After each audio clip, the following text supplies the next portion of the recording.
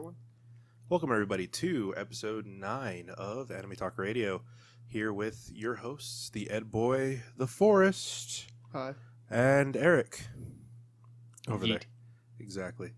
And so this week, we're going to start going over different genres and shows that we like, dislike in these genres, and talk about kind of like the basics of each genre and what we like about those, I guess, different basic elements and stuff like that. And so for this first one, the genre we're going to go into is a big one that we have series in like at least 2 or 3 every season. It's about average now since it became popular. Well, since it exploded, because it's been around for a lot longer than it's been popular. And that series, that genre is Isekai. What? Isekai. Isekai? Yeah, it's a guy. Oh. Yeah, Isekai. Sounds pretty cool. Yeah, I know, right? It's very cool indeed. So what is he about? All right, so the Isekai genre, as we know it, or the traveling to another world genre, is a genre that usually consists of a main character traveling to a fantasy world, or any I guess it's usually fantasy, but any world in general, through some form of magical means, whether it be the character's own death or just simply being transported through like a portal. I mean, there's tons of different ways that they can transport it into this world, and once in this world, they experience the different things that are in these worlds. They meet characters and stuff, and sometimes they're, I don't know, chosen heroes, stuff like that. Usually that's how that works. But yeah, that is the Isekai genre, which is a genre that's become immensely huge recently. Super huge. Like explosively huge. So what shows do you think started it? Ooh, that's hard. For me, the only one that really comes to mind is probably Sword Art. Is the one that like kind of tipped the scale in terms of, hey, this is pretty popular. Uh-huh. Yeah. That's probably your bigger one. And then obviously that spawned off a lot of offshoots that are in that style. In this case, transported into a video game. Yeah, or Asterisk, or I guess no, that one's not. That is not an Isekai. That's No. not an Isekai, no. More like Log Horizon. Or Arthur, yeah. Yeah, or Arthur. Yeah, exactly like Arthur. Hell yeah, like Arthur.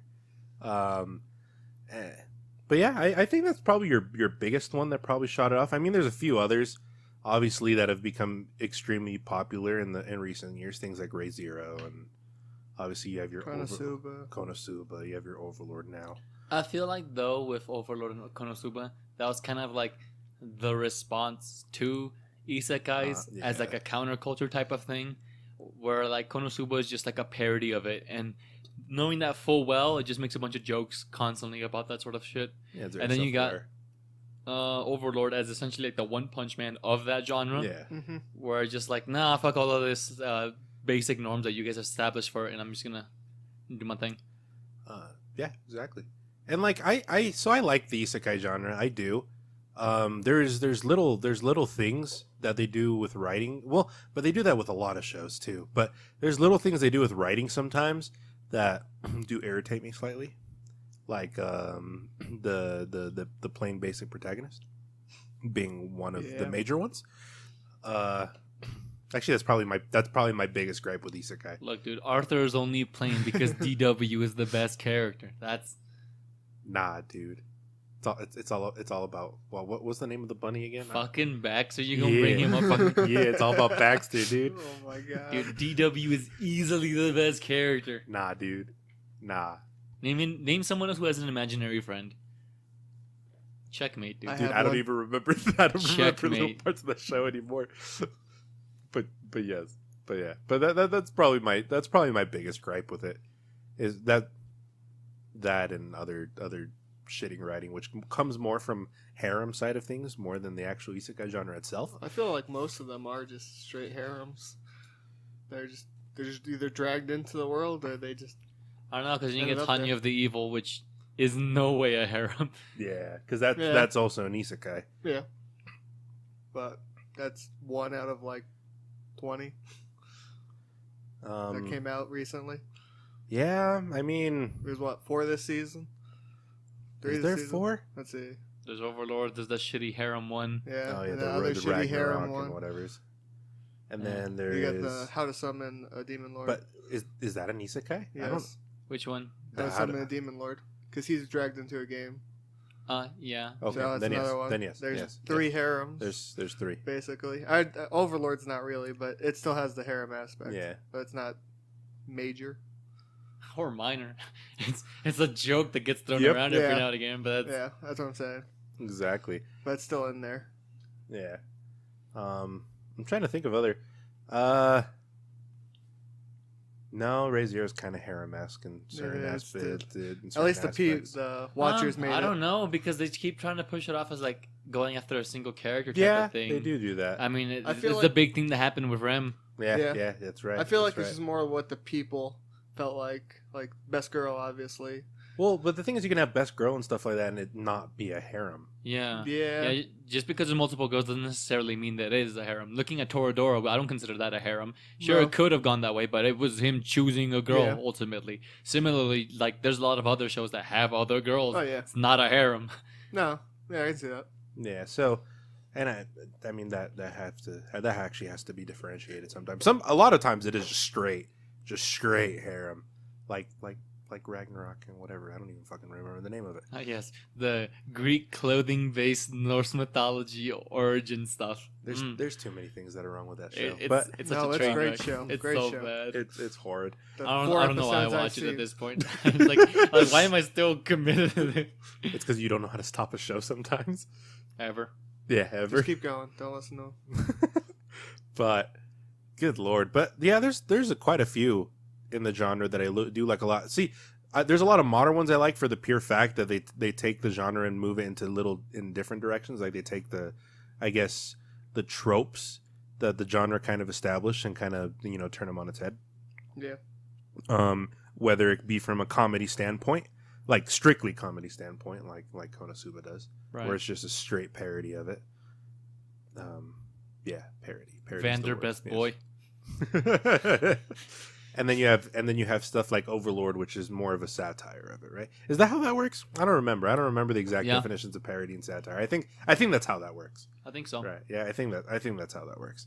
So, and I mean, I like those a lot for those reasons. And I mean, so the isekai genre is one of those genres that I feel like it has it has so much story potential, like infinite story potential. Because because the frame of it's very simple, right? The frame of it is you just have a person who goes to X place, right? And you can do anything with X place. Right. Right. So it just has an endless potential, but for some reason it gets, I guess, bottlenecked into almost like a certain type of show, if that makes sense. Yeah. I can see that. Like the location, you mean? Or No. That's part of it, but But more so like it's like a checklist of certain conditions that they have to come up with. And it's like, okay, Yeah. he got sent here. Okay, let this comes next. All right, cool. Now let's establish the next. All right, that's established, and just slowly goes down this list of just, I guess, newfounded genericism. yeah, Is there any female leads in those? Like, Not has there ever been one usually. that? actually, one of my favorite shows is a female lead in an isekai. Which one? Vision of Escaflowne. Oh, yeah, okay. It's a female lead in an isekai, but Because I don't feel like that's done much. It's normally the guy who goes back and he's not very smart or he's just not good at what he does for some reason. Yeah. Or he's just overpowered as shit. yeah, I feel like you go either or. there is that one. So, trying to think of any other just female protagonists. That's the only one I can think of off the top of my head, just because can't I know think of any. because I know the show so well. Yeah. But yeah, I can think of any others. Yeah, but usually it is because the problem is isekai is turned almost into one of those genres that is made almost like to be like a fantasy trip for the reader or for the viewer Yeah. that they can experience by proxy, which then leads to things that I hate about a lot of isekai shows. But that I feel like that's kind of what it turned into, when in all reality like it was one of those genres that has that like potential for good storytelling, Yeah. right? For instance, some of the, well, let's think. Because for me, one of the bigger things with any story, usually, like I said, one of my bigger gripes is the I guess you can almost call them the faceless protagonist, right? Yeah. Because they're just meant to be as bland as physically possible.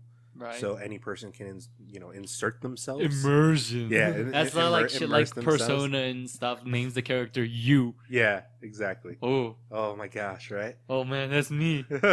Exactly. But I feel A like little bit of Denzel. yeah, exactly. I've made it.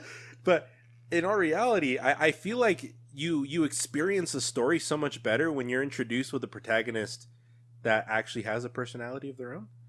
If that makes sense. If like that actually is a character. Yeah. Like It's a not- believable character. It's not me as the main character. Exactly. No one wants that. No, exactly not. And it becomes weird because let's say you take something like I can understand the appeal of like role playing, right?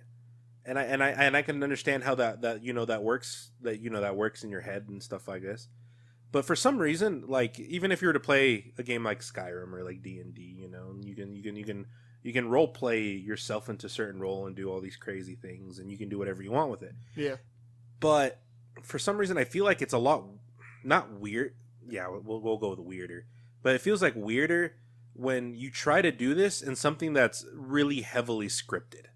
Oh, okay. Yeah. If that makes sense, right? Yeah. So it's like this character is going through all these things, and you're like, oh yeah, I'm along for the ride. But I feel like you lose like a certain element of. I find it like it pulls you out of it more than it puts you in, if that makes sense, right? Because in the sense that like so you're in this and you're supposed to experience it, but at the same time, I mean, it's not my decisions that are doing anything. It's not anything I have any effect on that's doing anything. It's just running through a script and watching it through someone else's eyes. Yeah. Which has a certain entertainment appeal, but another thing to note on that for me that sticks out is that there's also this lack of, I guess, of a reaction that makes the event that happens a bit more personable. Yeah. It seems like, and like some big event would happen, and the main character's like, oh no, well, time to treat it like I would with every other anime. It's like, all right. So at this point, it doesn't really seem like who the character is matters again with the bland protagonist, but more so just like, oh, here's more events. Look at these events. These events are cool. And I'm like, I guess. The push of plot over characterization. Yeah. Which is not good in any way, shape, or form. No, need a balance. Characterization should always come first. Always. Yeah. Because I mean, that's what, like I said, like that's who you follow, right? That's who your main character is. That's who you see for the whole damn exactly, show. That's how you see it. And so, but like I said, it's like because they go out of their way to try to make this immersive experience. I feel like it makes it everything but. Yeah, because nothing feels right. Because you do see the thing is, for if you really want to immerse yourself into something, you need certain levels of realism, right? Yeah. I mean, you can think of fantastical things, right? You can insert yourself into this character that I don't know is living the dream with the harem experience, right? Yeah. Yeah, all this beautiful women without any competition and stuff like traditional harem stuff, right? And you're basically a god among men, which is fine, but I for some reason like I think there needs to be a certain point of realism to really anchor it home, if that makes sense. Yeah, I can see that. Because if it's too far, I feel like it becomes even more distant than it's meant to be. If that makes, I don't know. I feel like certain levels of immersion requires slight degrees of realism. Now, those degrees of realism don't always have to be in the same place, right? They don't always have to be the same detail or the same thing, but there has to be something there, right? Yeah. And I feel like because your main character is your main driving force in any of these stories, I feel like most of those immersive things should come from there. I can see that, yeah. Yeah. Like Eric said with reactions, right? I mean, you don't see like if you're from the modern age where I mean, you grew up in a society that hasn't seen war in the past 50 years, right? 60 years, right? If we're going to take Japan, for instance, right? You're not used to that level of carnage and stuff. And you get thrown into these worlds that are very used to it. You are not going to react the same way everyone else reacts in that situation. I feel like the only one that had a lot of people.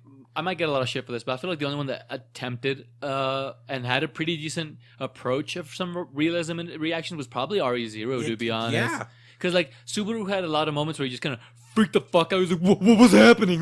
What's all this shit?" And he didn't have like the typical, "Oh yeah, oh well, now I gotta use my power and bullshit." Nah, I don't know. For me, that's the one that sticks out. Yeah, that is an example that I do like a lot. And the thing is, you could see how what he experiences is mentally degrading him, right? Right. You could see it's beating the shit out of him mentally and emotionally, which it should, right? Yeah. I mean, if you're dying multiple times, right, and feeling the pain every time, and coming back and having to relive this and watch, it's almost like the segment of Steins Gate, right, where Okabe has to watch Mayuri die over and over and times, like basically. It breaks you, right? Oh, yeah. It gets to you, and it's something that should happen. It's like you don't like get transported onto the beaches of Troy and instantly you're Achilles. That's just not how it works. Yeah. Right? Yeah. I mean Achilles is there and everyone else is there and they're doing their thing, but you get there and you fucked. Pretty much, yeah. I mean, sure, you can have a magical power or whatever's, but when you're watching people drop left and right, like with blood flying everywhere and stuff, yeah, you're gonna be worthless as shit. Yeah. unless you have a certain personality type. Especially considering a lot of people that they do take in isekais, like 17, 16-year-old boys who haven't had really any too much experience or anything. Yeah. Like, I'm just a shonen who just plays video games all days, and now I'm a god. Like, But you see, and there comes the big thing too, because it takes certain personality types to thrive in certain environments, right?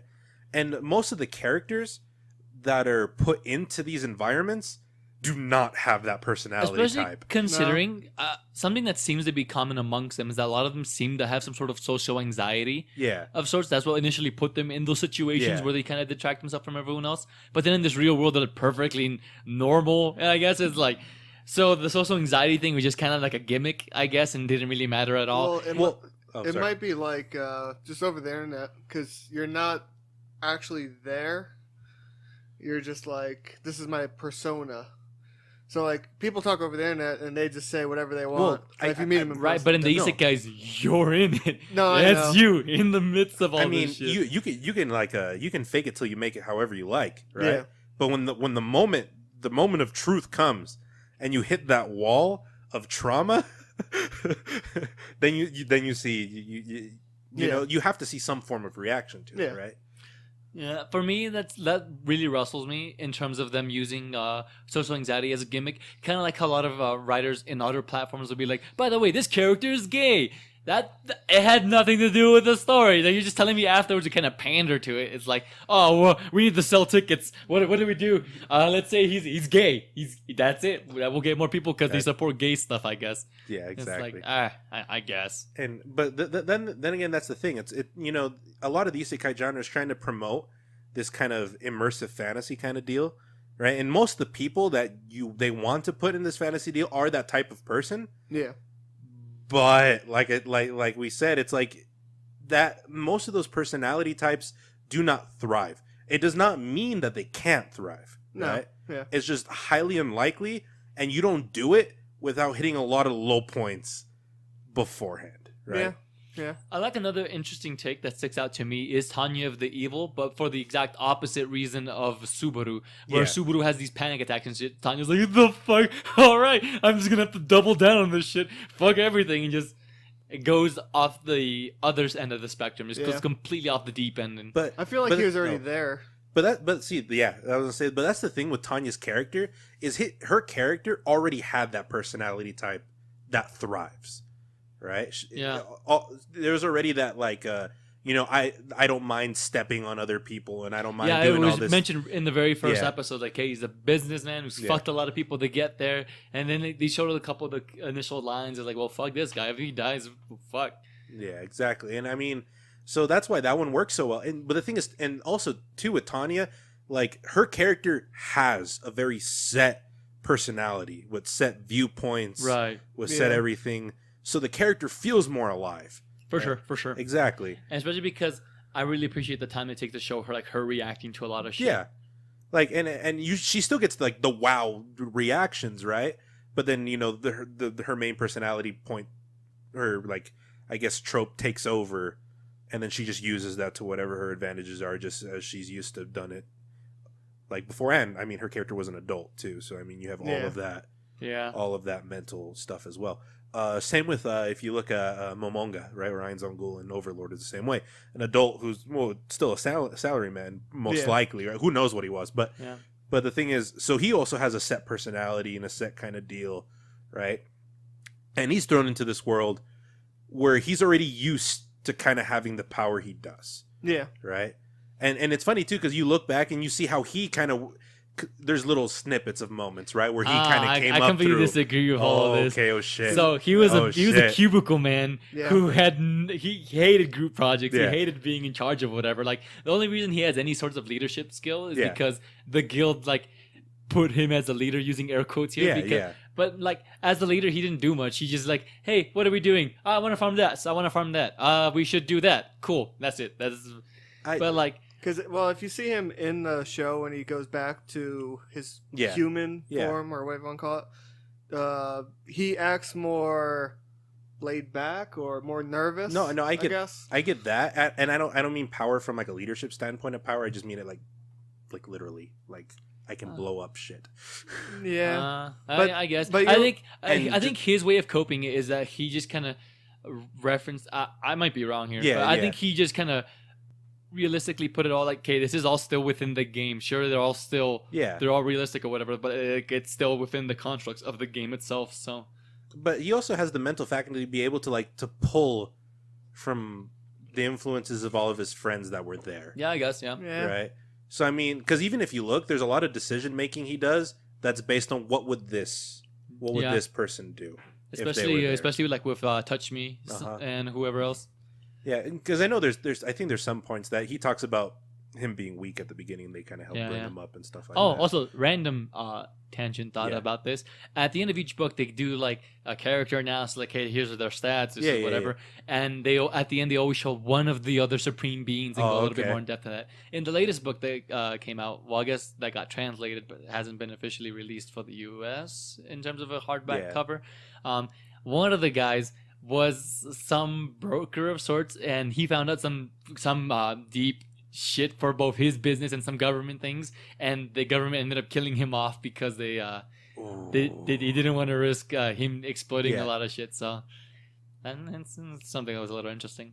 That's cool. Just the different people that were part of this. Yeah, this but group. Like going back to Momonga and his, I guess, reactions to the situation that he's in. They're like the moments where he just right when he's doing like the double down situation, like, yep, you caught me, and he kind of bluffs his way through. Like, there's lots of moments where you kind of see like his character be like, oh god, oh this is happening, oh what do I do, type of stuff. But like it's nice to see that he has that point of reference of just kind of bullshitting it until it kind of works through, just come through.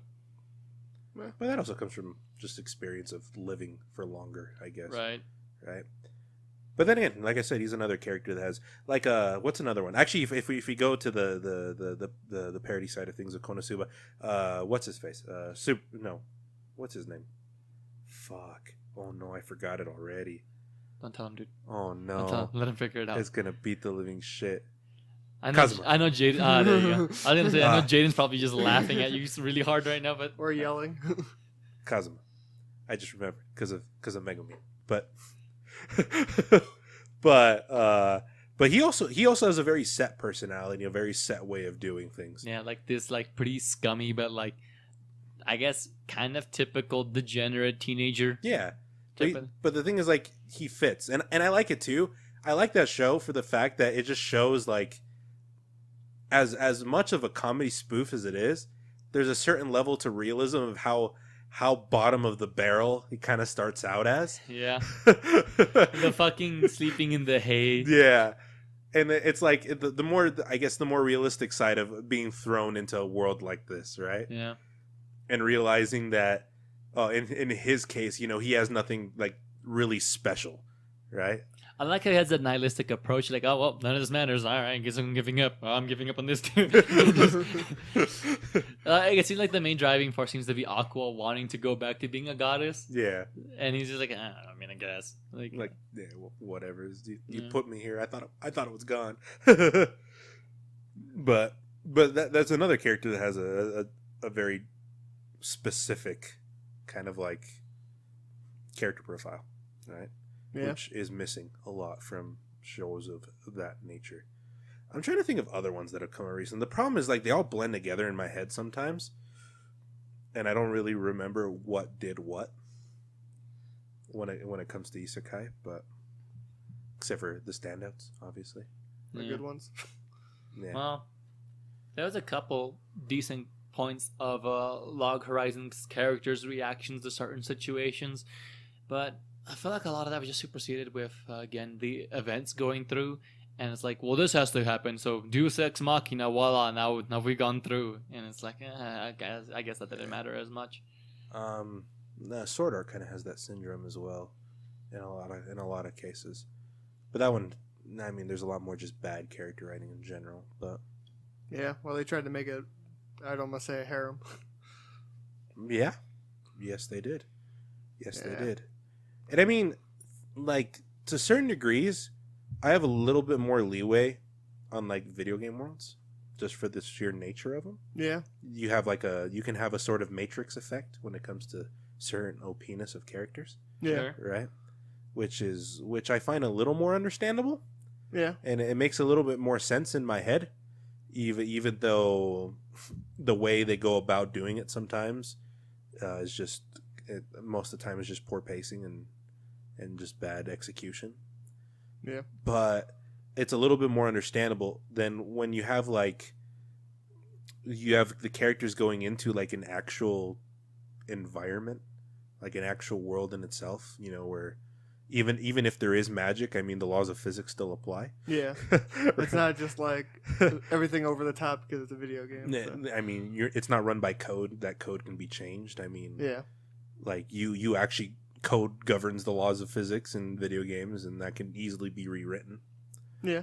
But when you go into actual worlds that don't really do that, and then you still have characters doing some of the things they do and still like surviving, I don't know, it's a little jarring sometimes. But I get you. Yeah, especially when it's not a character who's used to this kind of environment or world and stuff, right? See, one of the things that is weird to me about isekais is like, at a certain point, why don't they just make it like a fantasy thing? Like, instead of the guy coming from this world into the thing, why don't they just make it like, well, this guy grew up in this place? I think part of it comes with the whole wanting to copy some shonen-esque situations that come up. Like, well, we need someone that kind of break through this impossible barrier to come through. And if we realistically looked at like a situation like this, I'm using Grimgar of Ash in this situation, which I consider an isekai because it is a game. It is. A lot of the characters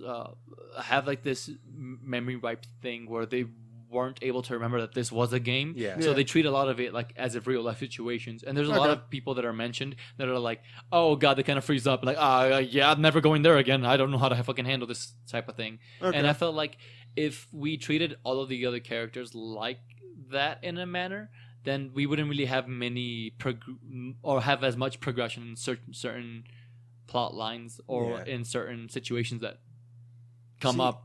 I mean, I can see that, and that's fine. But you could do things like that just strictly in the fantasy genre. Yeah, that's what I was thinking. Itself. But so a thing with isekai as well. At least you see it more now. Yeah. Because so if you look at if you're to look older, right? If you were to look at like if we're gonna go with something even older than anime, right? If you look at the literature side of things, because I mean, isekai is old.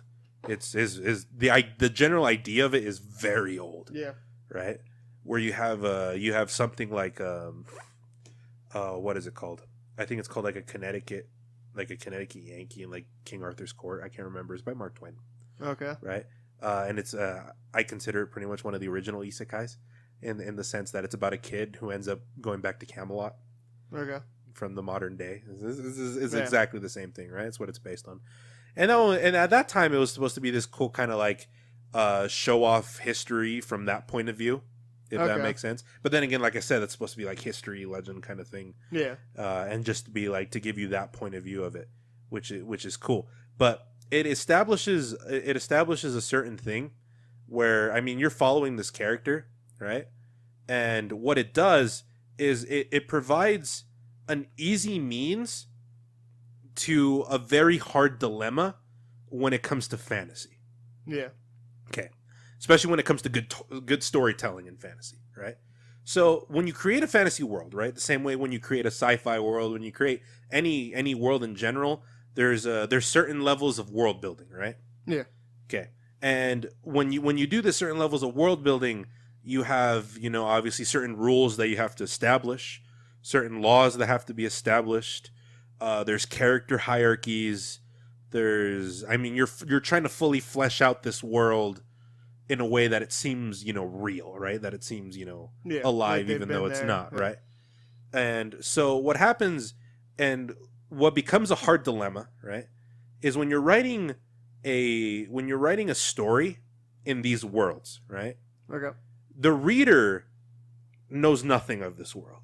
Yeah. Right? The reader needs to be explained these rules. The reader needs to be explained all these things to understand how the world functions, right? Yeah. And when you're writing a straight fantasy story and you have characters in it that have grown up in that world, one of two things happens, right? Either and it becomes a form of balancing act, right? Okay. Where you have a character that should know the world they're in, right? Should understand at least some of the basic rules. Yeah. I mean, in a lot of fantasy stories, you have, the kid that comes from the village and then goes to the city and they learn new things. And that's fine, but they still have a basic understanding of how that world works, right? Yeah. And what happens is you get something that this happens a lot in movies, especially with dialogue. And they'll have dialogue that doesn't make sense because they're trying to push information. Yeah. If that makes sense. They're trying right? to give you about the world. Yeah. Yeah. And that feels a little jarring, right? But at the Yeah. same time, if they don't tell you anything, there's a lot of readers that drop off and stuff like this because they don't understand what's going on and stuff. I mean, the character does, but you as the reader or the watcher doesn't understand. Yeah. And you have that balancing act, right? Yeah. That is really hard to achieve and still have good pacing because Yeah. no one wants to go through exposition dumps. No. No one wants to do it. So the isekai genre, though, gives you a bit of an easy fix to this, an easy way in, right? Yeah, I can see that. In the sense that it gives you a character that knows nothing of this world, right? Yeah, Knows absolutely nothing. They give So you you're you. learning the rules at the same You're, time. yeah, they're you're learning. you're learning the roles the same time they are. So it gives you an easy fix, but it still has the same issues, Yeah. right? In a lot of sense, it gives you an easy way in, right? It gives you an easy way to be like, oh, this person needs to receive this information because they don't have it yet, Yeah. and by proxy, the reader does as well, right? Yeah. And I mean, and that's probably one of your major reasons why a genre like that exists in the first place. But my question is, aren't the more popular ones like less like that? 'Cause, Oh, like, see. Overlord doesn't tell you much about it. They kind of just he's overpowered. They give you a lot. They give you a dude. lot. They tell They, you. they a tell lot. you everything. Yep. They tell you how the political system works. They tell you how if he gives you his point of reference as the Yeah. game mechanisms work, and then they give you the point of reference of the people, and like, Yeah. okay, well, this is typically how this works. But there's a lot But of then info that's an dumps. info dump. Yeah, there is so a then lot. you got See, that problem. that's why I said. Yeah. So I mean, it gives you an easy way in because it gives you like an easy, but that doesn't mean that you don't still have a lot of the same problems, right? Yeah, because you're still gonna need the info dump. Yeah, you could still have exposition dumps, Yeah. right? It could still happen. But every so often you have shows where or you have stories where, I mean, I guess one of the major golden rules of storytelling is show don't tell, right? Yeah. And so you do have certain ones where through the character it'll show you how the world works, Yeah. but and they're learning it and then you're learning it, and that's good. It gave you that easy way for you to be catched up. And because I mean a lot of stories like that, one of the easy ways in to bring in a audience is using a layman character. Like you take something like, I don't know, you take something like The Martian, right? You take something that's like really heavy on science facts and stuff like that. Yeah. And then they put someone in there that doesn't know jack shit, so they have to be explained. So someone has to explain the science to them, right? Okay. And that way, by proxy, the audience gets the science explained to them without someone sounding stupid in their dialogue, right? Right. And so that works the same way in the isekai genre, right? Because you have that way in, right? Yeah. And the problem is, though, that a lot of shows, they know this, but then are still lazy. Yeah. And then they'll still like shove info dumps down you, and they'll still do all these things, but they're like, oh, but we have to do this because the reader needs to know, right? And this character needs to know. But it doesn't make for good storytelling. No. Right? It's just like this awkward pause that would come Yeah. from fucking out of nowhere, just to be like, yeah, we did it, we covered the bases. So And so you can still have that, and you can still have your easy way in, but then have like the experiences explain the rules to you and everything in a way. Yeah. I feel like you can still do that with just like a straight fantasy. No, you can. I said you can. Yeah, that's what I'm saying. No, like I said, it's still possible, right? Yeah. It just becomes slightly more difficult. Yeah, I just feel like because the kids are so young in the isekais anyway, or the main characters. Yeah. Is if you run a character about that age in a fantasy, they're gonna have the same issues, I think. Yes and no. Like I said, it's like You're more basics. You do to a certain point, Yeah. but then you don't. Yeah. Right? Because it's very much. You can grow up on like one side, like just real life, right? You grow up in a country, right? Yeah. You can grow up in, I don't know. In this case, let's say you grow up to the U.S. You grow up in the U.S., right? Yeah. And then you're shoved into the middle of Cambodia, out of nowhere, right? And so you have to learn all these things in Cambodia, right? Yeah. Whereas a kid of your same age who grew up in Cambodia doesn't have to learn that. Yeah. And it works the same way. Yeah. I mean, even if you're a kid and maybe you don't understand everything that adults have to go to, you're still experiencing it, you still live it, you still see it. Whilst a person who's never done that and then shoved into that world, it becomes a very different experience.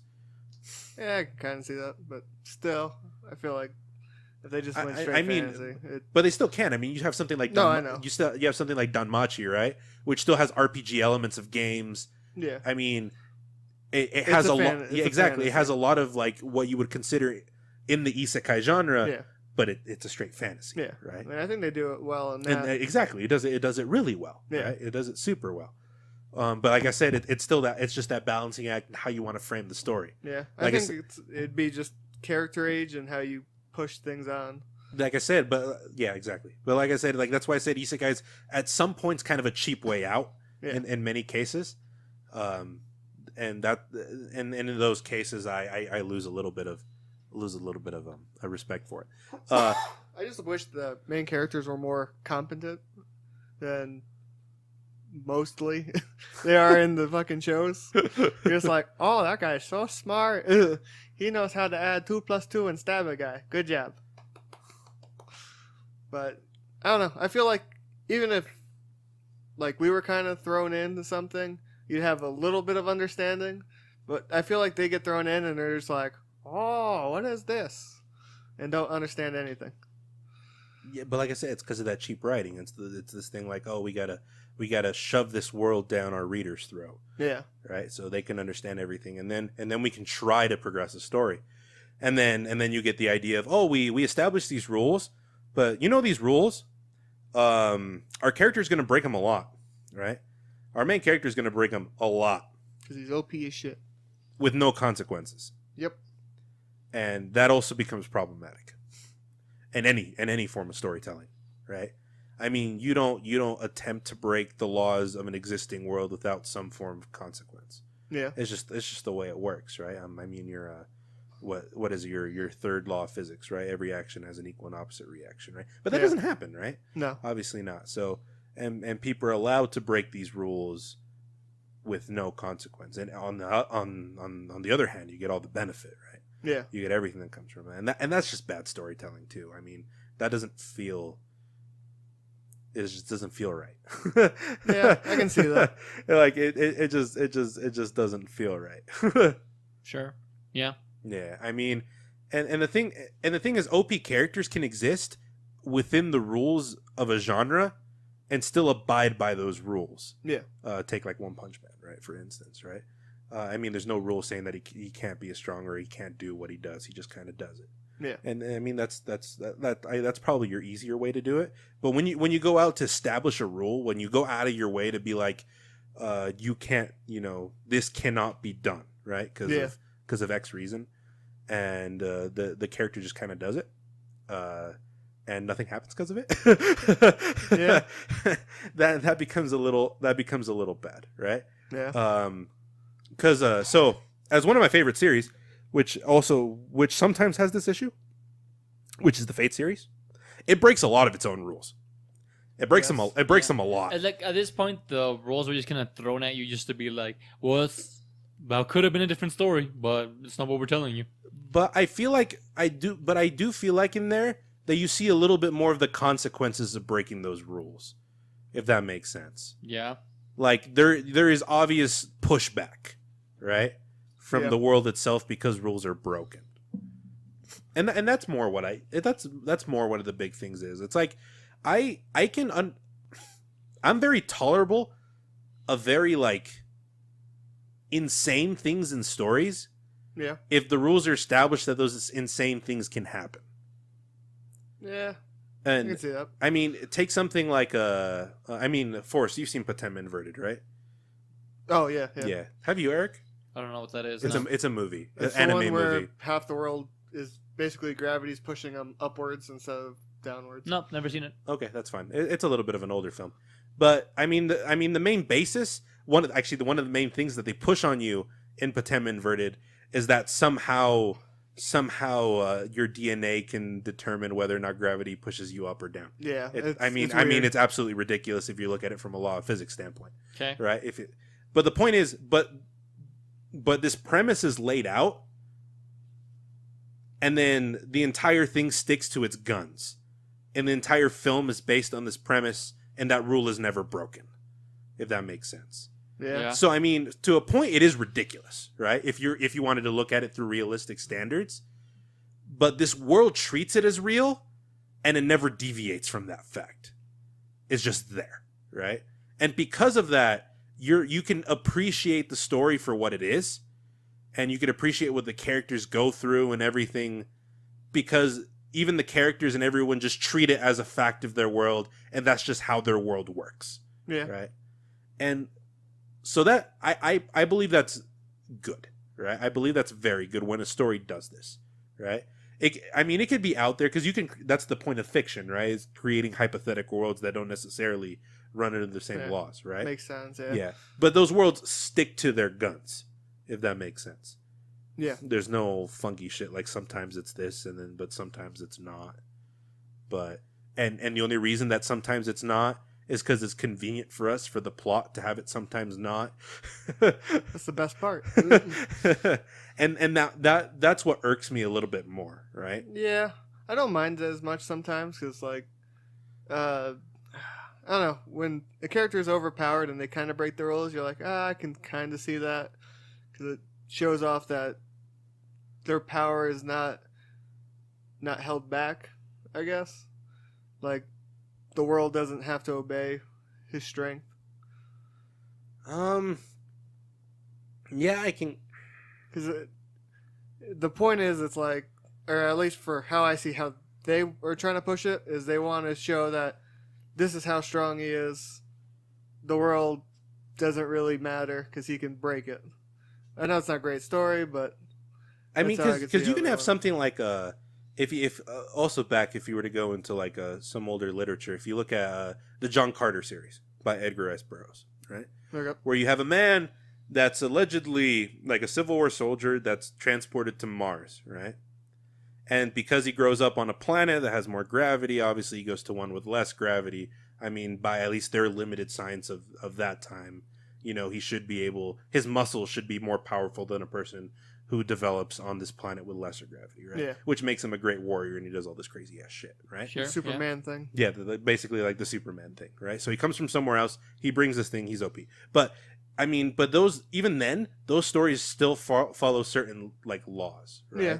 I mean, the same laws of physics still apply, Yeah. and it's because of those laws of physics that he can do what he can do, right? Yeah. He does come from somewhere else and all that stuff, but by the very same principles of the laws that are established, he's overpowered, right? Yeah. And he's stupid strong, Right. mixed with all this other things. And I can see something like that in like an isekai where you have someone come from somewhere else, right? And they might have something they bring with them, or they're given something that make them that makes them powerful. But even then, those powers are still governed by rules and laws that are established at certain points. For me, an example that sticks out to this is probably Gate, to be honest. Yeah, Because I consider it an isekai. It's a different world that they go into. It is an isekai. But they take a lot of the shit that they have with them from their planet, like the tanks and everything else, but it functions as if it would in any other situation. So it's not like, because I have this tank, now I can swim? Now I can walk through the mountains, I guess? Yeah. No, And then you come under, and so there's different mechanics and mechanisms in some of these storytellings that let you push a little bit of those boundaries a little bit. Yeah. But in my eyes, come out as a little bit as cheap ways out. Yeah. For instance, obviously, since most isekais are fantasy, right? You go into a fantasy world. It's not. You're not going into like, I don't know, some cyberpunk. Yeah, you're not going to cyberpunk future. You're not even going like you're not even going to like space opera, which is technically also fantasy, just in space. Yeah. Right. And it's like a musical on ice. It's a musical, but it's on ice. Exactly. Now it's in space. Yeah, exactly.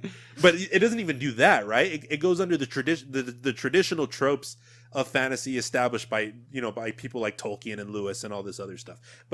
And based on like Norse and Celtic and Irish mythologies.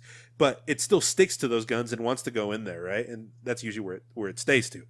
And because of this, there's certain things in these genres on their own, like the fantasy genre in itself, that gives some leeway when it comes to like character powers and stuff like this. Mostly magic systems. I mean, because you have certain examples in the what's it called? You have certain examples in the fantasy series where you have very rigid magic systems, right? You can only achieve X by doing X, right? Yeah. Like there's limits and stuff like this, and depending on different variables. And then you have very open, fluid magic systems, which are the ones that they usually go with, just for the pure fact that it's a lot easier to pull Deus Ex Machina with it. Pull magic out your ass. Yeah, exactly. Where the magic, the only rules that govern the magic are the rules that you want to put at certain times, depending on what you want to do. Yeah. And I feel like even though it can leave, because if done well, it can leave room for spectacle, but done poorly, it seems cheap. Okay, yeah. If that makes sense. Yeah. Right? Because I mean, yes. I mean, if done in well controlled manners, it can make these spectacular set pieces, right? Whether it be fighting or whatever conflict. But most of the time, it's used in a like, oh, we're just gonna make this fluid because we're gonna need a get out of jail free card at some point in this story, right?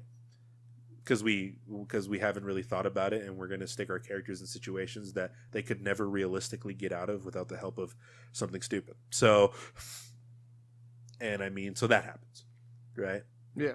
And I mean, that's another thing that happens in isekai that I don't really like. I don't know. Yeah. Yeah. I don't know, it's weird. I get you. I mean, but the thing is, like, this is something that is in fantasy most of the time. I mean, this is something that even like Lord of the Rings is not innocent of. Yeah. Right. Stuff like that happens all the time, right? Where they never fully explain the limitations to magic, so in other words, it can do whatever the fuck they want when they need it to. Yeah, right? I feel like it's a little different, but because you have, I don't know. I don't really want to go into Lord of the Rings, but they have like rings and all that shit that have certain powers. There's a lot of limitations. Oh no, there is on those, but there isn't on like other things. Okay. Yeah, like the limits of like to Gandalf's power, for instance. Well, yeah, never mind. But I'm yes, not going down there. Different podcast. I don't know. I'm not too well versed into Lord of the Rings, so I can't contribute much to that. Yeah, that's what I said. But I mean, it's something that happens in a lot of just the fantasy, genre. Right, for sure. Itself, but and that's the thing. That's the thing with Isekai too. It's because like Isekai is like it's a genre, but it's more of a frame. Yeah. If that makes sense, right? Because the thing is, you can inside that frame, you can insert whatever genre you want to, if you really want, like any setting you want to. Yeah. It just so happens that the genre of Isekai, as we know it, is fantasy. is framed around fantasy, right? Yeah. Which when it can be framed around absolutely anything. And it even when it goes into the realm of video game, it's still a video game about a fantasy world. Yeah, of course. Yeah. Except for maybe like the one-off that is, I don't know, when Sword Art did Gun Gale and stuff like that, Tanya, right? Yeah. And Tanya did evil. alternate history World War II. Yeah. Right? In its own alternate universe. Yeah. And I mean, to a certain degree, that's kind of refreshing. It's very refreshing. It was it's very refreshing. Especially how dark and gritty it was in comparison to the rest of the Moe blob bullshit that was playing on the rest of that season. It was oof. See, I didn't think about Tanya being one of those at the time until we started talking about it. I'm like, okay, yeah, it is technically. Because it has the frame, right? Because that is all Isekai is. Isekai is a frame. And it could be framed around any genre you want it to be. No, it can't. Only fantasy. It can be fantasy. It can be sci-fi. It can be horror. It can be impossible. It could be anything. If you wanted to, it could even be slice of life. So is Angel of Death an isekai? No. You sure? Yes. Yeah. Well, who knows by the end of it? But as far as we know now, it's not because it doesn't follow the basic frame. Yeah. I don't know where she came from. That's all I'm saying. Yeah, I know, but that's why I said it. Until, but even then, it doesn't really feel like it. So in that regard, just an interesting tidbit. If it has to be like a different world or a different universe altogether, what about the concept of getting sent to like hell, which would technically be a different, a different plane. The face on Dante's Inferno was an isekai. It's totally well. See, I don't know because in Dante's Inferno, hell is on Earth. Or in. But I mean, you're not going somewhere else. Like, but you technically are. I mean, was the government. There's. Yeah, no. I get that. Well, then. But I mean, you're not like. Well, then you have to count like space travel because you're going to a different plane. And see, that's what I mean in that one. It's like it's not an isekai if I go to Japan. Yeah, but it is. It's a different place. It is a different place, but I mean, there's a little more to it. It's like a different frame of existence. I don't know, man, because it seems like all that stuff also defines hell. Like, I don't remember hell being right next to the fucking Walmart and be like, let me just go. Obviously not. See, that's the thing. Obviously not. But when you reference Dante's Inferno, then it is different. Right. Because of the way how that story's framed. Traditionally speaking, yes, that is correct. That is very much true. But if you're going to use that example, then it's not. Fair. Yeah. Yeah, I see it both ways. Yeah. Yeah, it made sense. And like that said, but traditionally, yes, that is very true. That's exactly how that works. but yeah, it can be that's the thing. And so I like it when it's a little bit refreshing, when it's a little bit. When they change up the formula. When they change up the just a little bit. Just a little bit. What about that upcoming? Oh, wait, no. Is it? I think it's a light novel, is what Jaden was mentioning, or a manga. But this guy gets. Is it the spider one? No, it's a guy who gets isekai into becoming a vending machine. So he is a vending machine in a different universe. That one. It's like the onsen one where the dude gets turned into an onsen in a fantasy world. Basically, no, he's a vending machine. No, I know, but I'm just saying that's another example of exactly. But that does switch up. I mean, that does switch it up. It switches it up in a very different manner, but yeah, it does. It seems so restricting though in terms of like, I guess, creative liberties with what you're able to do with it. Yeah, Like- it does. I don't know. I don't know. I think it. I don't know. Actually, I don't know because I believe in most cases, the more limitations you do put on yourself, the more creative it gets. Sometimes. Yeah. Sometimes, like I said, the possibility for creativity is greater because you have to be creative under certain limitations. Yeah. Right. I guess. I feel more like that the isekai is just kind of like a cop out for fantasy at this point. No, that's exactly as it is now. That's mostly what it is. Yeah, I think it's how it's used at the moment, but I Yeah. don't think it inherently it is that. No, it's not. No. Yeah. Like I said, like isekai is just the frame, Yeah. right? And the frame could go over anything, but right now that frame is just Yeah. we don't want to do a straight fantasy story, but we're gonna do this thing because we like this frame because everyone likes this frame. I kind of more probably be on the other half of people not liking the. Like, I don't dislike the genre. I'd rather just have just the straight genre itself without having a person go from dimension A to dimension B. Yeah. Back and forth. No, yeah. I mean that would be nice. Yeah. But right now that's just not. I know, everything's That's just going not, towards just, that That's direction. just not the thing, right? Yeah. As you said, it's easy story. Yeah, as I said, it makes it easier on the writers, man. Yeah. They got to pump out lots of these, dude. Nah. It's There's popular. many writers out there. They can deal with it. It's popular, dude. No, I know. They want a little bit of that cash cow, just a little That's fair. bit. Which is why there's so many light novel and they're usually light novels too. But Yeah. that's why Well, there's. most of them are web novels. Oh yeah, There's a okay, difference between that's very true. But then they become light novels because they Yeah. get picked up because there's such a high demand. Yeah. But yes, you're right. You're right. They're usually web novels first. Yeah. And then some publishing companies like, oh hey, this one's semi decent. We're gonna publish this and send this off. This one's a little bit better than the fan fiction there. Yeah. But and we'll just send that one off. Yeah. But it's like I have no gripes with the genre as a concept. I just have certain gripes with what they choose to do with it at this moment. I feel like it's Yeah. just so popular, and they Could just see that. need so many that they just kind of grab everything, and then try to jam it down your throat. And then some of them are gems and some of them are just shit. But I feel like that's like all anime is like that. They find the 2 or 3 big genres that everyone's watching right now, jam it in your face until it gets old, and find the next new thing, Yeah. and then jam that down your throat. I mean, now there's a little bit more variety, Oh yeah, but even then, I mean, percentage wise, if you look at what things are in each genre, it does show, right? yeah, It does show exactly ups and downs and stuff. Yeah. Right, where you have like things like a sci-fi boom in the late '90s, early 2000s, and you have now the isekai boom. You have the moe boom in the early 2000s. yeah. The sports boom. Yeah, you have the sports boom that is. Oh, that's another one that's good right now. That's That's what I'm saying. I think yeah. right now would be sports and isekais. You got moes in there too, but I mean, think that's Moe just- is not going anywhere for. I think that's a forever thing. I think Mo is more of a style than it is a genre, though. Yeah, Yeah. no, that's true. That's true. Usually slice of life, just with Moe style. Usually, Yeah. that's Yeah. usually, it's usually how that works.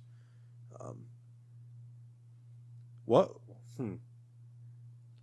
I can see slice of life as isekai actually, but that's beside the point. I'd be really interested in that. Yeah, like I mean, you can have like a frame concept of like you have a person, and they just get transferred into like alternate universe of almost same kind of environment. Like, would Girl Who Left Her Time be kind of like that? Time travel is a little different. Okay. I mean, when you're using time travel as a frame, Yeah, it that's kind what I'm of saying. it kind of splits to become its own kind of Okay. deal. 'Cause I'd almost consider that somewhat because it's life for life, and obviously she's not from that time. Yeah, exactly. It is, but I mean, the main focus is the idea of time travel itself, like Yeah, in yeah. Steins Gate, and stuff like that. So I think that one's a little bit different, right? Just for the pure fact, it's not like by magical means or something or anything else, but it decides to resign itself to a very specific type of transportation device. Yeah. And the thing with an isekai is that the focus is not the transportation device. The focus is the location. Yeah. Right. It starts off with how they got there, and then Then you It- forget all about that. it's just the initial gimmick. Yeah. Where something like The Girl Who Leapt Through Time, the gimmick never goes away No. because the gimmick is the focus. Yeah. Right. Right. So I believe that one's not, Okay. but at the same time though, that does open the doors for like something like that. Yeah. But instead of using time travel to go back, let's say I don't know, you end up in just an alternate version of reality as it is in the same time period. Just you go in new, right? It becomes something else entirely, right? Yeah. And I mean that could different be, universe. yeah, exactly, and that could be different timeline. and maybe with some slight variations, right? I guess that's why I like Tanya too. Going back to that is Because they decided to do where the almost like Nazis had magic and just an alternate World War II, yeah, which gives it that fresh breath of air, fresh breath of air, right? Yeah. That like, oh, this is not just your. I mean, there's fantasy elements, but it's not the traditional fantasy world, right? Yeah. Yeah. But yeah, so I mean, there's that, and I don't know anything else really to say in the genre that I have to say.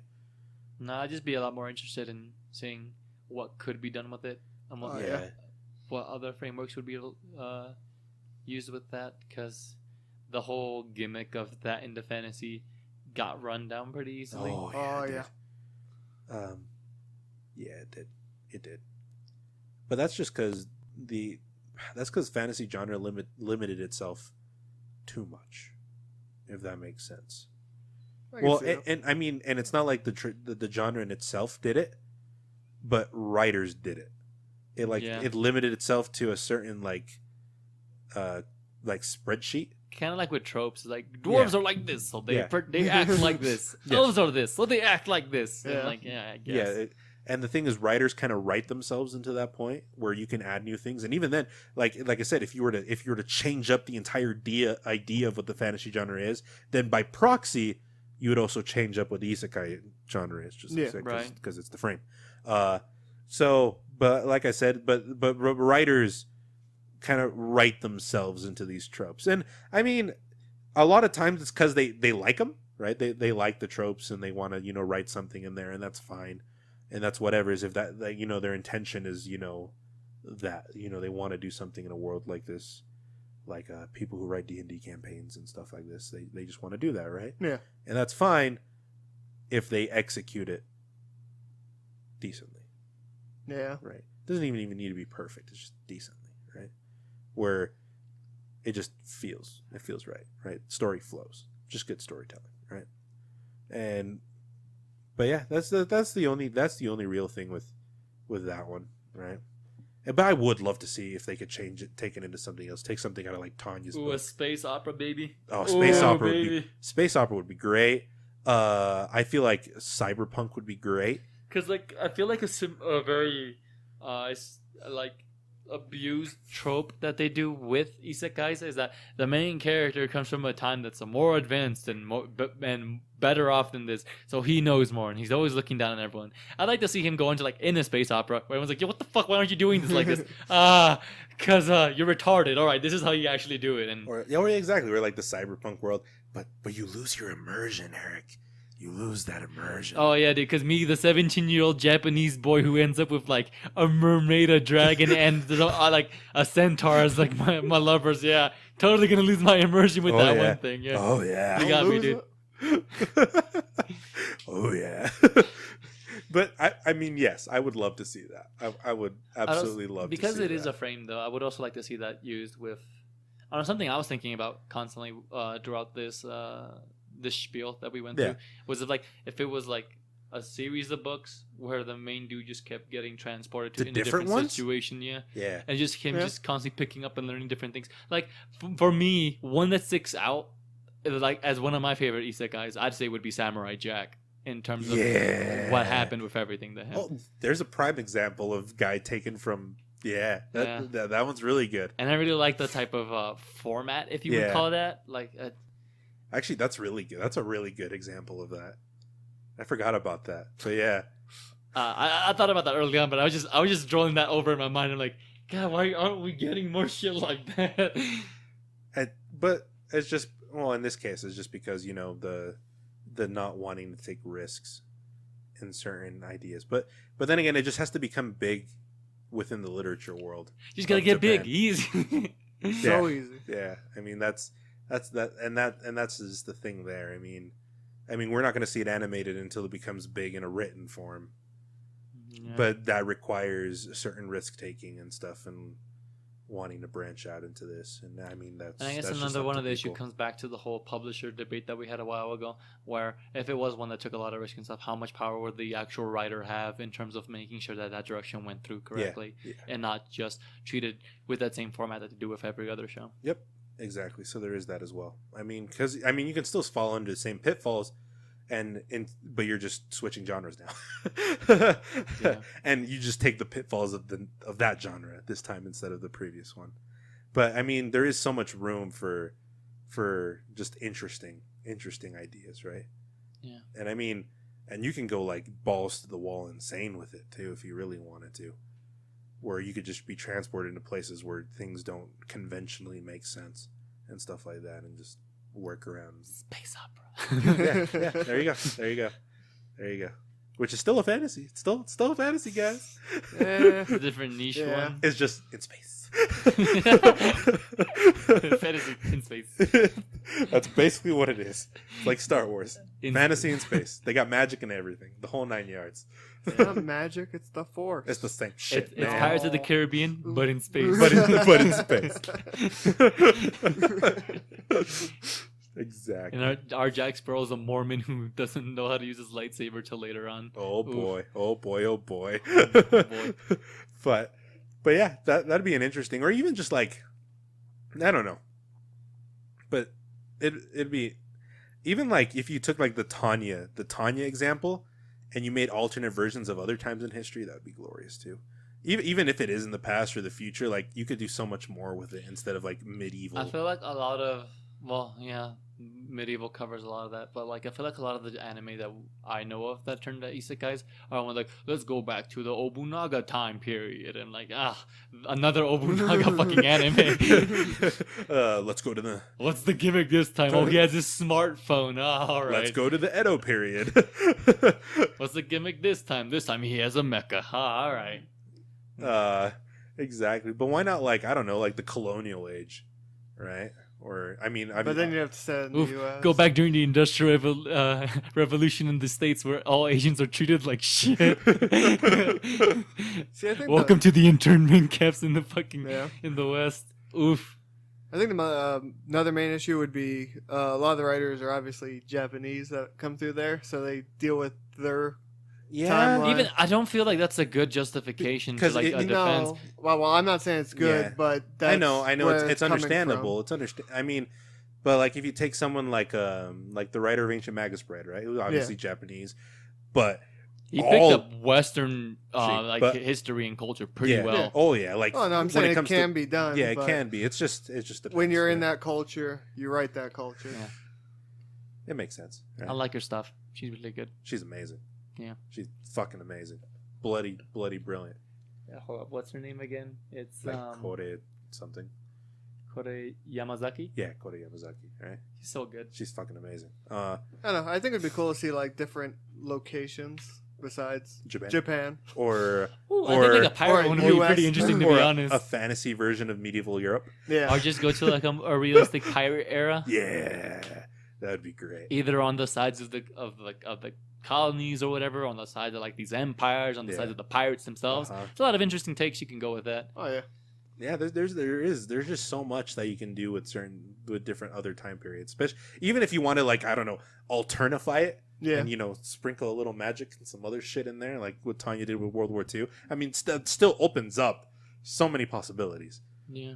I wonder what the school system's like in Japan teaching other worlds, like world history. It's probably not that I would big. assume it's as bad as America's is in teaching everyone else's world history. Yeah. Yeah. There's what happened in Japan? They were in World War II. Is that literally it? Yeah, I guess. That's all they did. What about in Europe? They caused World War I and II. Oh, okay, I guess. Yeah, so I feel like the writer would have to be like a history nerd and writer. Yeah. I mean, actually, I don't know. In Western culture, we tend to like to learn only about the Western stuff. Yeah, well, Like, that's what I'm saying. That's why I wonder if yeah, it's exactly. different. Or But not. that also involves Europe and some yeah. other things. But when you look at mostly Britain and Spain. yeah, mostly Britain, Spain, and France, right? Your traditional big, Sometimes France. You're big. I mean, France is just kind of there. yeah. I mean, you have to go through certain things. Even though like France is such a Napoleon. spicy Oh, yeah. plot line. Yeah, They've gone through a lot of stuff. yeah. But there's stuff that Oh, obviously. what if never you have learned. like someone isekai'd into something like the French Revolution? Oh yeah. Someone isekai into like a Native American tribe going through the fucking the French Indian War. Oof. Yeah. Or going in through like something like the Spanish Conquest. Yeah. Or- Like in terms of like just raw history itself, there's so many references that can go into that. Yeah. So fucking juicy. Exactly. Even if you switched it up a little bit. I mean, okay. Let's send you in. So one I actually would like to see is a character having to deal with being on the losing side. Yeah. For instance, Without some mecha, without some superpower, Yeah. without something, it's just them in like a really terrible situation. having to deal with the like I said, being with the Native Americans, being a Celt in Gaul. That's another thing that Yeah. really sticks During- out to me. Yeah. Sorry for keep cutting you off, No, but it's like fine. again, referencing Samurai Yeah. Jack, where he's just constantly losing. He has these little victories, but it's always just major setbacks after another, and just Exactly, and I mean that's a concept I would love to see explored. The idea of Yeah. like even if you were to go in medieval times, like just being on the losing side, right? Yeah. Even if you're pushing through, even if you're doing all these things, I mean, you there's still losses, right? Yeah. Yeah. There's still all this, but that's something I would love to see. I mean, being on the side of a conquesting invasion and not winning. Yeah. Now, I got a question. Yes. So, has there been any like cowboy, like U.S. time period stuff like that, anime in general? I feel like there's cowboy elements in different situations that they're in. But It is wouldn't there any, like- necessarily be like a traditional western. there's Like in any terms of- time period stuff? No, I don't think Uh-uh. there's any. Yeah. There's no Yeah, nothing that's what I from was that thinking time would period. be an interesting just like show. But Civil War. yeah. Like, Yeah, they did like a fucking western in terms of like an isekai. Yeah. Oh baby, Dude, that'd be Oh, some baby. spicy shit. a Japanese man going back in time to a U.S. cowboy. but I guess that it comes back to the whole nations not really picking up too much on teaching each other about their other Yeah. nations' yeah. histories and stuff, which I Yeah. mean I get. But Yeah, I See, that's why I said you'd have to be a history nerd almost and be like, oh, I like this well, it culture, it Or not culture even nerd. always like history nerd. It's just the idea of like, knowing different cultures. or just knowing literature, right? Yeah. I mean, you can pick up a fair amount of Victorian culture just from reading the literature of the time. Yeah. Same thing if you were to go into like the postmodernist era of France, right? You learn a lot from 1920s Paris and that idea and mindset. Oh, But then again, like I said, it just involves you reading. yeah. yeah, who would have thought to be a good writer I'd have to read? Huh. And like reading that, I mean, that's what like I mean, that's why you have people like even in Japan, people like Edogawa Rampo taking inspiration from people like Poe and Oh yeah. and Arthur Conan Doyle and making his own large mystery kind of deal Oh, yeah. in Japan. I mean, it still happens. You can still borrow from it, right? No, I'm saying yeah. You just have to read unusual. I wouldn't say unusual, but like different culture stuff. I guess inconvenient or unorthodox in Yeah. regards to what the norm is. Yeah. Because like we in our system, we have set books that you obviously read through school, Oh. and that's certain time period. Another issue, I guess one that just kind of hit in terms of hitting close to home would be like in regards to getting people to translate a lot of this stuff. Yeah. So that we can understand it as Yeah. fluently as everyone else does. Yeah, that's the other. That's I guess the with English big it's a one. lot easier because like I could pick up British literature. I'm like, yeah, okay, this is English. Even Yeah. though they have the silent P's and shit, I'll still be able to read whatever the fuck that they're doing. Yeah. Yeah. But I mean, I guess you could also, as a counter argument, there are a lot of universities that have a lot of professors and stuff that either as their main course or as a side thing, a side project, they look into the lores and stuff of other stuff. uh-huh. There's this guy I follow on YouTube that's this professor in Colorado who teaches and he teaches both the language and the mythology and the lore of Nordic shit. So it's just all of his videos are just in regards to that. And he just goes so in depth about it. It's you're basically picking up a course just watching his stuff. And I think I mean in this day and age, that becomes I think that becomes less of an excuse. I mean, for a person who wants to look at other things, Oh yeah. yeah. like I mean, and there's certain And I know there's even certain writers that have been like, I want to write in this. For instance, like the Shogi Show guy, right? Yeah. He didn't know anything about Shogi. No, he didn't know jack shit. He just wanted to write a show about Shogi because he thought it was cool and no one else did it, right? Yeah. So he researched the living shit out of Shogi, and then ta-da, He we talked have to a couple masters, went to a couple events. He did so much shit. exactly, and he did it. So I mean, so if you really want to put in the effort for any kind of research for any frame, it is possible. Oh no, I understand that. I guess it comes down to like a term of either laziness or maybe unawareness in regards to convenience and trying to pick up things for yourself. Yeah. I don't Well, know. people I might don't know. just not even know about like certain things in general, so Yeah. you wouldn't think about it.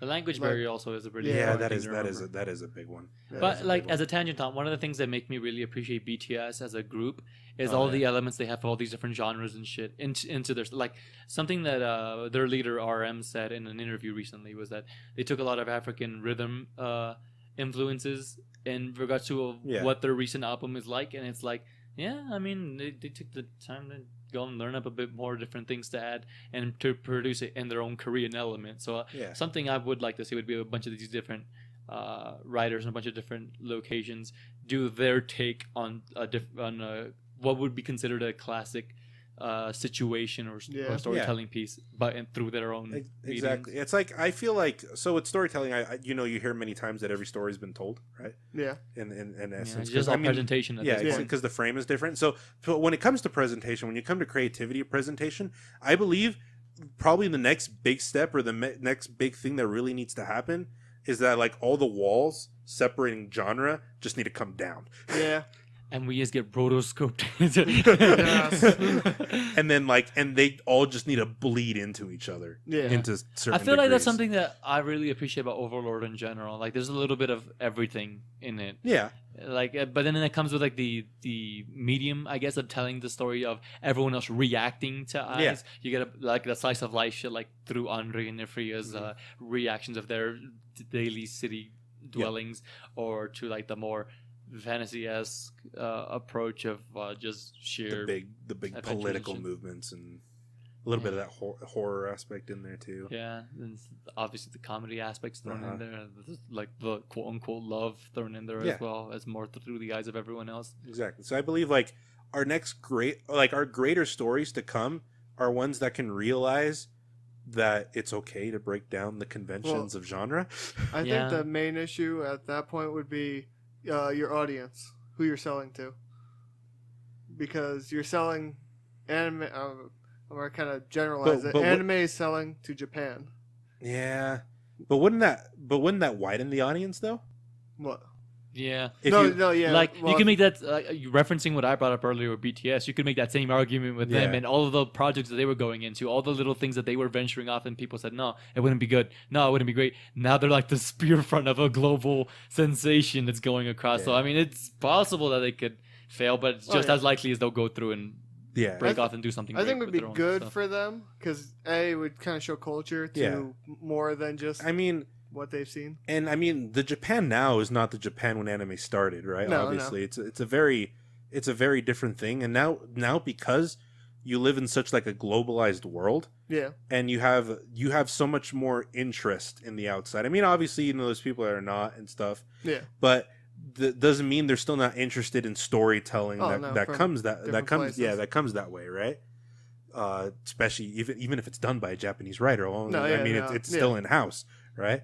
But you break down some of those convention walls, and I believe that opens it up to audiences too, right? yeah, In the sense that because you can write a good comedy romance sci-fi, right? yeah. To break down 3, right? I'd be interested in seeing like their take of like something that's like a what's the type of thing that we call the divine comedy? Fuck. An A epic, comedy. Not epic just, not, poem. no. Like, see, that focuses more so like on like in my opinion, that focuses more so like on like the style of how it's written. And Yeah. stuff. But I guess more so like in terms of genre, it seems like it'd be more of a. I don't even know what to call it as a genre, No. to be honest Yeah. with you. But That- I like that to see one's a weird something one. in that sort of regard or aspect of. I'll say grimdark for now, even though I know grimdark is regards to Yeah. like space odysseys and like Yeah. futuristic bullshit. But something on that line, but from someone else. from Yeah. from a different thing. Because the only ones that I know of are the Western ones. Yep. And Yep. So I mean, yeah, exactly. So there's something like that that would be nice. I feel like the writers just have to spread their wings and stop being restricted from. or motivate a lot of other people, say Yeah. us, to go ahead and take that initiative. yeah, Yeah. exactly. But I feel like they will go there at one point. well, it'll naturally have to evolve that way, Yeah. right? It's gonna have to do it. I mean, Well, but Japanese people are dying It just- anyway. oh so my in, gosh. 20 years there'll be none of them anyway. but I just feel like in the way it is, because of the way certain economies run things, that becomes a little slower, which Oh, is yeah. which is a little sad. But I believe it can happen. I believe Oh, yeah. I believe I very much believe it, especially now that they do open up their doors to some more Western influencers and Oh, stuff like that as well. I believe you have much more avenues for storytelling, and I mean vice versa. I mean the West has already pulled shit tons of stuff from them. I mean they could do the opposite. I feel like the world in general is more uniting, like the diversity. Yeah. Like it's all coming more together. So Yeah. I think it will change over time. I feel like right now there's a lot of places that are still separated from the world. Yeah, but then again, they're not really selling anime to them either. No, that's what I'm saying. That's the Exactly. point. Yeah, exactly. but yeah, so that's something I really want to see, and I believe it's a genre that can it can evolve, just because it's such a fluid genre. Yeah. It could be anything really. Well, it's just animated storytelling. So Oh, in this case, yes. Yeah. Yeah. So I mean, and there's a lot with it that I'm excited to see what they could do. But yeah. Yeah. Sweet. I love it. We already talked a little bit about Overlord in this whole thing. So, but yeah, I mean, this episode was good. This episode was good, as always. That's us patting our own backs. Yeah, so far like 3 viewers. It's patting our own backs. Consistency. Good job. We meet 3 of our views, and fucking Jada made the 4th. Yep, buddy. Yeah. But yeah, that's all really I have for the isekai genre. Right. I mean, I can go into everything that I would like to see in it, but that's its Yeah. own thing, and that's just something that writers need to pick up for themselves and stuff. And Well, that's just an anime in general. yeah, anime in general just needs to go about and do their own thing. Yeah. Right. Stop showing the same shit. Exactly. Different character. And I'm always excited to see the next thing that'll evolve. Yeah. From all this, that's what I look forward to the most. So. Yeah. The future. The future. Space operas. No, that's the past. No, that's just in one occasion. No. It was the past. It's a far, far away in the past. Okay, that was one space opera out of many. But yeah, That's the only one. yeah, I think, but I think that's a good spot to cut it. Sure. Sweet. Thank you, everybody listening. Thank you, Jaden. We didn't attack you this time, I don't think. I kind of did. I Oh, made a you jab kinda- about yeah, Log yeah, Horizon you earlier. did. But it's okay. But That's thank a you. shitty show, right? Garbage. Don't forget about that. But thank you, anybody listening to this and listening to us rant and rabble about these things. We'll probably cover more genres in the future and go into them and some other topics here and there. All right, bye, peace. Peace. And if you find us, thank you for listening. Like, subscribe, tell someone. Tell someone, please share, please. Bye.